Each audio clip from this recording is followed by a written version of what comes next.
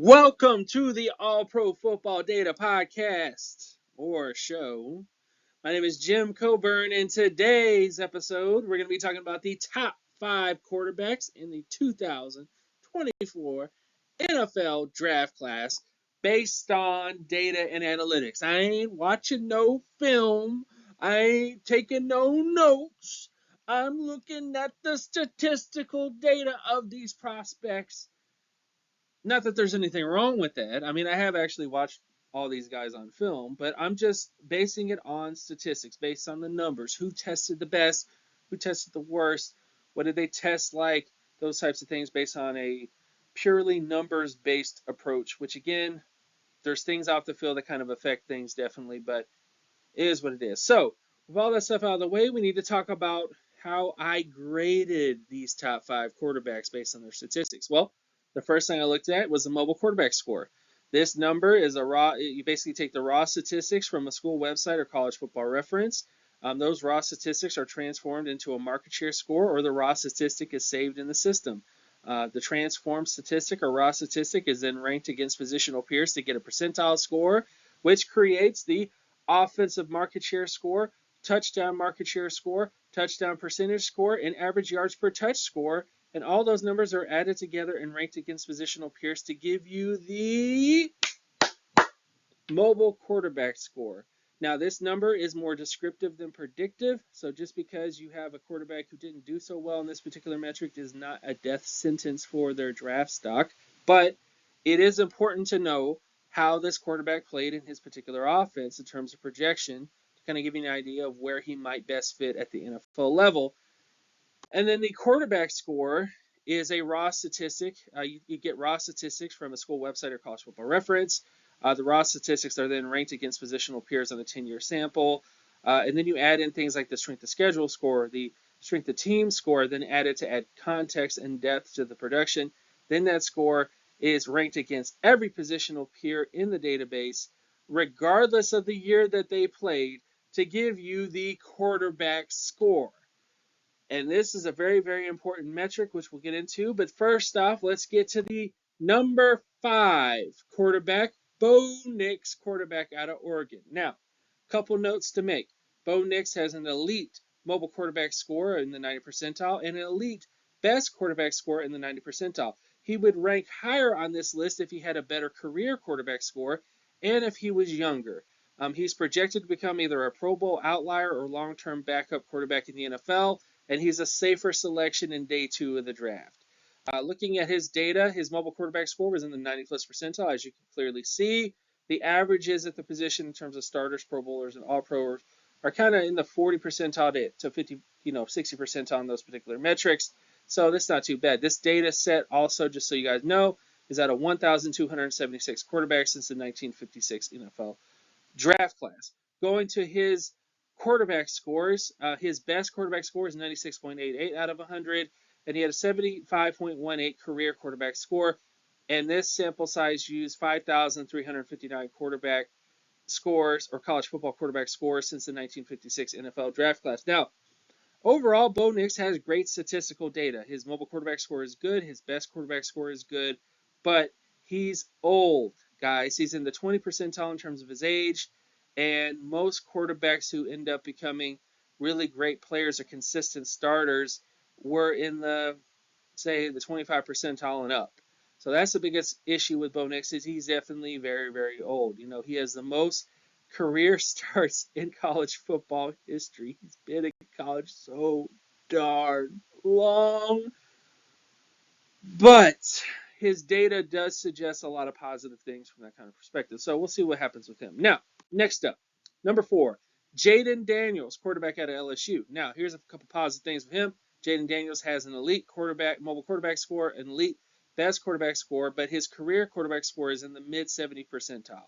He's one of the older prospects in this draft class as well, which kind of lowers him down to the number four spot. But Daniels projects as a long-term starter to Pro Bowl dual threat quarterback in the NFL. And to be completely honest with you guys, he tested very similar to Joe Burrow, except he's a mobile quarterback. So Joe Burrow wasn't exactly a rushing quarterback coming out of LSU, but Jaden Daniels is. So it's going to be interesting to see what happens with Jaden Daniels. I think he is somebody that is a little slept on in this particular draft class. I know people are projecting him in the first round. We'll see what happens with that, but he could do some things, man. There are some red flags, but he's a good quarterback. He really is. Looking at his mobile quarterback score, as you can see here, 90 plus percentile in that particular area. And then, of course, in terms of his quarterback production scores, 98 percentile with a 74.63 CQS or career quarterback score. Number 3 on the board is Drake May, quarterback out of North Carolina. Key points about him. He has a near elite mobile quarterback score. At least I should say he has a elite mobile quarterback score in the 90 plus percentile. He has a near elite best quarterback score in the 80 plus percentile, 88 plus percentile. He also has a big red flag in terms of his regression in college, which is reflected in his mid 70 percentile career quarterback score. May is still a young prospect who has the tools and skill to develop into a Pro Bowl starter, but May is not a generational prospect, as many have labeled him in the mainstream media. Yes, 2022 was a great season for him. Don't get me wrong. It was good. But he followed it up with a 70, actually not even 70, with a 60 plus percentile season in 2023. And yes, there's excuses out there and tears to be had about all the things that could have went for him that year and everything else like that, but he regressed. And that's why he's at number 3. If he had put up the same sort of numbers, he might have been a little bit higher on this list, but he didn't. So he's at number 3. I still think he has a shot to be, like I said, a Pro Bowl quarterback at the next level, but he definitely has some question marks in terms of that regression and those other sort of issues. Now, going to his mobile quarterback score, as you can see, 90 plus percentile on that particular metric. And then in terms of his quarterback score, as you can see here, 88 percentile in terms of his best season, and then 74.58 because of his downslope in the 2023 season in terms of that metric. Now, number 2, we have J.J. McCarthy, quarterback out of Michigan. Now, J.J. McCarthy has an elite best quarterback score and career quarterback score in this particular draft class, which gives him all-pro potential because most all-pro quarterbacks had a 90 plus percentile quarterback score and a career quarterback score in the 90 plus percentile. Most of the all-pro consideration guys were in that area. One player in particular also played at Michigan. His name was Tom Brady. Now, I'm not saying that J.J. McCarthy is Tom Brady. I think the biggest red flag is his pass-to-run ratio that is in the bottom 20 percentile.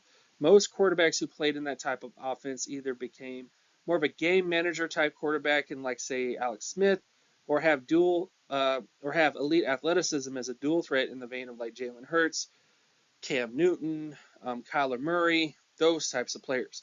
I don't think J.J. McCarthy is Cam Newton. I don't think J.J. McCarthy is Jalen Hurts. I don't even think he's Kyler Murray. He's not short enough to be Kyler Murray. But McCarthy is still here due to his age and passing efficiency, which I think are all good numbers to have in terms of his particular metrics. But he's still number 2 because that pass-to-run ratio is a big red flag. It kind of hurts to kind of put him number 1 with it sitting there in his particular data set. Which brings us to the number 1 player. I know you guys are all like, I know who it is. I know who it is. Do you know who it is? Of course you do. Of course, let's look at J.J. McCarthy in terms of mobile quarterback score, quarterback production score. So number 1, Caleb Williams. That's right. Caleb Williams is number 1. Why? Because Caleb Williams has an elite best quarterback production score. He has an elite career quarterback production score. He doesn't have that run-to-pass ratio issue, but Williams is also the most controversial quarterback prospect due to character concerns off the field. But on the field, his data suggests he has the potential to become a future Hall of Fame quarterback. Again, guys, I do not know. I'm going to take my glasses off for this one. I do not know where Caleb Williams is going to go. I don't know how you're going to project him long term. I don't know how any of this stuff is really going to pan out for him. But what I can tell you is this. His numbers were phenomenal. He was in the discussion of guys like Steve Young, guys like Drew Brees, guys like Patrick Mahomes. In fact, he was better than Patrick Mahomes. However, if Patrick Mahomes put up the numbers that he did at USC, he would be in the same sort of range as Caleb Williams, if not better than him in some ways. But the overall thing I'm trying to say is this.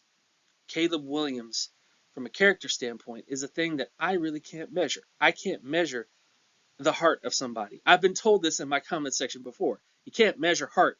You can't measure determination. You can't measure all these sort of things. I still think you can, because if you're a hard worker and you have perseverance and stuff like that, you're going to put up good numbers. I mean, unless you're just so so talented that you can kind of get over those types of things. But that's the bottom line.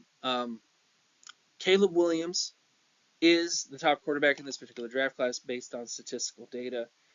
He doesn't really have that many red flags other than character flags and things that you can't really measure, which may expose the issues with using statistics just for picking quarterbacks. But needless to say, he's still the top quarterback. So with all that stuff out of the way, thank you guys so much for following this channel. My name is Jim Coburn. You can check out my Twitter account at Gymmetrics, which is at JIMETRICS. You can also check out my Patreon page, patreon.com/jcoburn as well. And I will talk to you guys in the next episode, guys. Peace!